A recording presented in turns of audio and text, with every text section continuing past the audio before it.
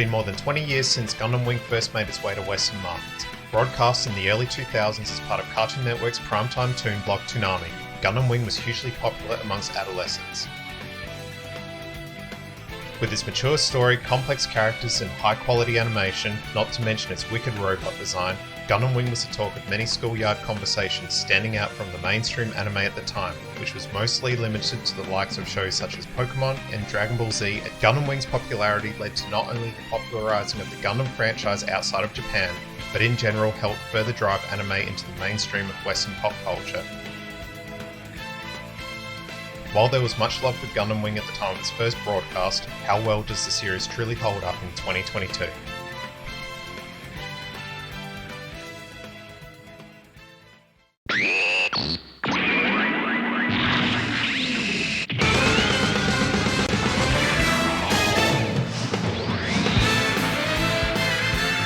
Gundam Wing's story takes place in the distant future where human beings have migrated to outer space to live in space colonies. The nations of Earth have united to form one government known as the United Earth Sphere Alliance.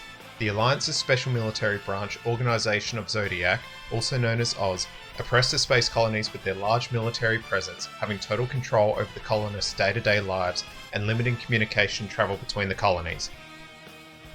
Long wishing for independence, and with the assassination of their leader Hiro Yui as a tipping point, rebel groups from each of the colonies launch Operation Meteor, where 5 mobile suits called Gundams are sent to Earth with the mission to perform critical attacks on various Earth Sphere and Oz infrastructure and military targets.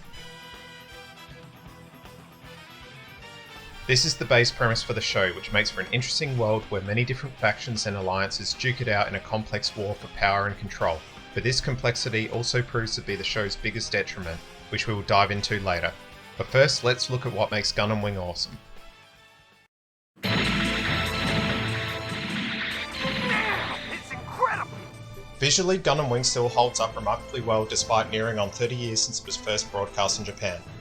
The art style with its traditional cell animation, watercolour backgrounds and realistic colour palette makes Gundam Wing, in my opinion, much easier on the eye than most anime, and definitely sets it apart from modern Gundam series.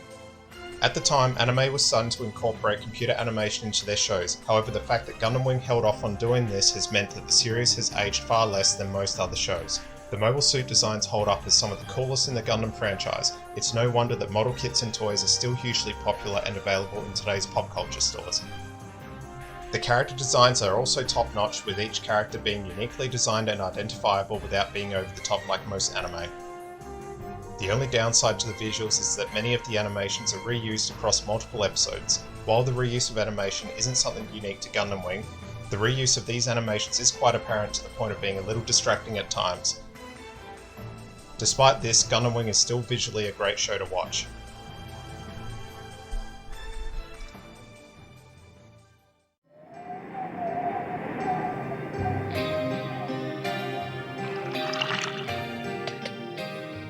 I can't believe Katra suddenly took off to a resort on his own. He's still a kid after all. He must have gotten tired of hanging around with old farts like ourselves, huh? Gundam Wing's soundtrack is still as awesome today as it was in the early 2000s, with the score truly enhancing the show's narrative with its adrenaline-building skirmish music, to its moments of emotionally scored character interactions, and its ability to invoke a disquiet feeling of loneliness and isolation when the show's narrative migrates to outer space.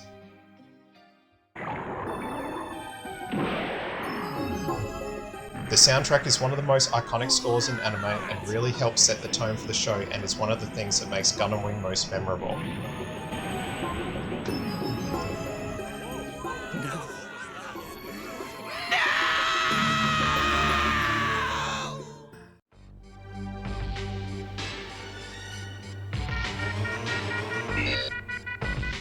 There's Wing 0. Combat level confirmed target. Commence destruction. Despite the visually appealing animation and fantastic soundtrack, unfortunately the show's plot and characters is where things start to fall apart for Gundam Wing. Like most Gundam shows, much of Gundam Wing's plot is centered around the political complexities of many governments, military organizations, and groups of characters of different allegiances all competing for power. Conflicts play out between multiple factions on Earth, including the Earth Sphere Alliance, Oz Organization, and Romefeller Foundation.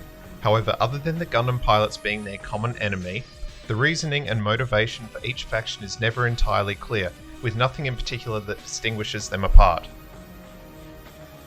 The story shifts focus multiple times throughout the show, causing confusion as the plot becomes quite convoluted, especially when allegiances change and new factions arise later in the story.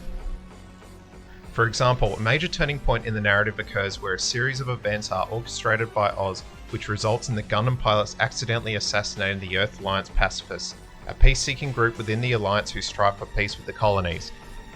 This marks the beginning of a coup led by Oz and Rockefeller Foundation, which topples the Alliance.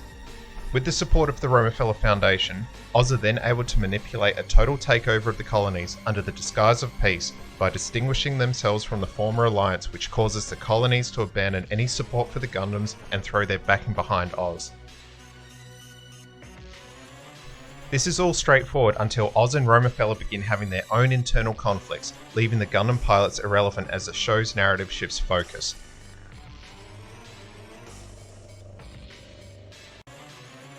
Eventually these conflicts play out, resulting in the disbanding of Oz, with them breaking off into multiple factions which rebel against Rockefeller. Rockefeller takes a more hardlined approach for control of the colonies, which makes way for an uprising of a rebellion colonist group known as the White Fang. At this point, the fact that Gundam Wing's early episodes set up this large ensemble cast of characters with their own narrative all competing for focus in an already complicated plot now comes back to bite them, as by this point many plot points have been set and the story begins to lose major focus. Many episodes do a lot of fluffing about, checking in on each major character with nothing really progressing in the story. Eventually the series attempts to regain focus with many characters whose personalities are not fleshed out very well becoming background characters, while other more interesting characters are brought back to the forefront to help close out these conflicts. The White Fang overthrows Rockefeller and declares a war on the Earth, and the remaining factions stop fighting to unite to form a new Earth alliance called the Earthsphere Unified Nation to take on the White Fang. While this does bring the story back into focus, by this point however the show has already lost a lot of the pacing that was successful in the more early episodes. Most of the Gundam pilots, along with any motivations that were driving the series in the first half of this show, are completely abandoned in favour of this new plot around the Earth and the White Fang. The final half of the series really does suffer, and considering that the story was so focused on the Gundam pilots in the early part of the show, for them to essentially become irrelevant kind of takes away from any enjoyment that may have been had with the first half of the series.